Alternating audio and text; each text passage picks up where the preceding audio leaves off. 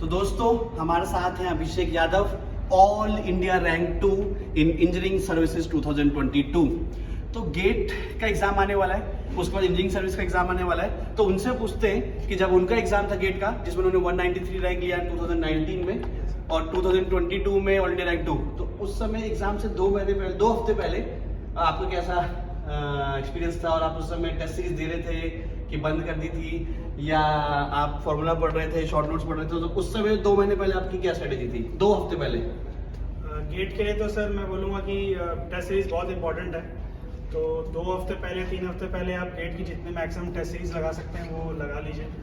और उसके बाद जो भी प्रीवियस ईयर के जो पेपर आ चुके हैं और हर सेशन के, वो आप मॉक प्रैक्टिस कर सकते हैं उसकी, क्योंकि वो रियल सिमुलेशन देता है आपको कि गेट में कैसे क्वेश्चन आते हैं। और आजकल न्यूमेरिकल आंसर टाइप बहुत क्वेश्चन आ रहे हैं, तो वो आप उस पर ज़्यादा फोकस करिए, क्योंकि उसमें निगेटिव मार्किंग नहीं होती और उसमें आपको करेक्ट आंसर लाना होता है। ओके अभिषेक, देखो ये तो सब बच्चों को पता है कि नया कुछ भी इस समय सब्जेक्ट नहीं पढ़ना है। हाँ। लेकिन सिविल इंजीनियरिंग की मैं बात करूं कि जैसे प्लास्टिक एनालिसिस है, स्टील बहुत बड़ा है, प्लास्टिक एनालिसिस उसमें जिसका बच्चा 100 में अच्छा कमांड है तो पढ़ सकता है। हाँ। तो ऐसा कोई टॉपिक जिसके आने के बहुत ज़्यादा चांस हैं और वो छोटा है, पूरा सब्जेक्ट नहीं है, छोटा सा टॉपिक है, तो वो इस समय देखना है कि वो भी नहीं देखना है?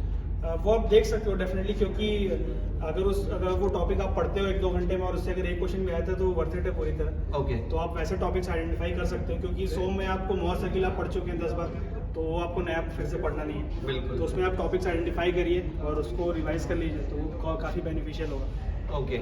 और जब आपने इंजीनियरिंग सर्विसेज का एग्जाम देने गए थे तो उस समय 1-2 दिन पहले भी आपने मॉक टेस्ट दिया था कि इतना बड़ा 150 क्वेश्चन का, कि उस समय सिर्फ फॉर्मूला? नहीं, एक्चुअली एग्जाम्स आप मॉक प्रैक्टिस जो है वो 3 दिन पहले या 4 दिन पहले स्टॉप कर सकते हैं। ओके। उसके बाद आप 2-3 दिन रिवाइज करिए और उसके बाद जो लास्ट डे है वो पूरी तरह आपको फ्री रखना चाहिए। मैंने ये इम्प्लीमेंट किया है और काफ़ी अच्छा लगा है। आप बिल्कुल रिलैक्स होते हैं, आपको लगेगा कि आप भूल रहे हैं, लेकिन आपको 1 दिन पहले छोड़ देनी है पढ़ाई बिल्कुल। ओके। अभिषेक यादव, एक और चीज़ जो एज अ स्टूडेंट मेरा भी बहुत समय उस समय डाउट था और बहुत सारे बच्चों का भी होगा कि ठीक है सर, नया नहीं पढ़ना, छोटा सा टॉपिक पढ़ सकते हैं, रिवाइज करना है और नींद उसी समय लेनी है जिस समय एग्जाम है। ये बहुत घिसी पिटी हो गई, मतलब मेरे को बोलते हुए कभी कभी लगता है यार बच्चे कितनी बार एक ही चीज़ सुनेंगे। एक चीज़, एग्जाम आपका स्टार्ट हुआ और शुरुआत के 5 क्वेश्चन आपसे नहीं हुए, या वो ऐसे आगे जो आपने पढ़े ही नहीं थे, ये सॉल्व नहीं हो पाए, उस समय कभी आपके साथ ऐसा हुआ किसी भी एग्जाम में? हाँ, ऐसा तो हो सकता है बिल्कुल। और गेट और ESE में तो ऐसा हो सकता है कि आपको शुरू के 5 क्वेश्चन नहीं आ रहे। फिर आपने कैसे उसको ओवरटुक किया? तो उसके बाद वो सर आपको टैकल करना है वो प्रेशर, क्योंकि शुरू के 5 क्वेश्चन नहीं आ रहे तो ऐसा नहीं है, टोटल आपके पास, और ES में तो बहुत क्वेश्चन होते हैं, 150 क्वेश्चन होते हैं, तो उसमें आपको 5 क्वेश्चन नहीं आ रहे, कोई बात नहीं, बाकी 145 आएंगे। तो अगर आप पढ़ के गए हो तो उसकी टेंशन नहीं लेनी है, और आप जितने आपसे हो रहे हैं उतने आप करके आइए।